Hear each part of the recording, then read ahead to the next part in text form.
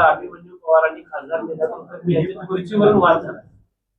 भावकीचा वाद चालू आहे तीन पक्षात. मी सारखं सांगतोय हे ती नॅचरल अलायन्स यांचं नाही आहे.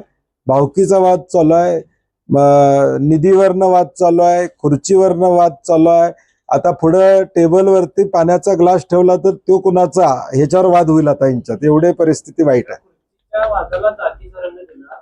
नाही, मला वाटते अभिमन्यू पवार काय बोलले आणि त्यांनी मेधाताईंनी काय बोलले ह्या दोन्हीचं बघितलं तर मेधाताईंनी जे आरोप केलेले आहेत ते अभिमन्यू पवार नाही म्हणतात. आता खरं कोण बोलतंय दोघांची साक्ष काढावी लागेल, कारण दोघंही लोकप्रतिनिधी आहेत. त्यामुळे दोघंही आमदार झाल्यानंतर खासदार झाल्यानंतर शपथ घेतलेली आहे की आम्ही सत्य मांडेन म्हणून. त्यामुळं दोघांनी आता खरं, आणि दोघंही सांगतात तुम्ही घरच्यांची शपथ घ्या म्हणून. त्यामुळे आता खरं त्या दोघांनाच माहित की बाबा नेमकं काय बोललेत आणि काय झालेलं आहे.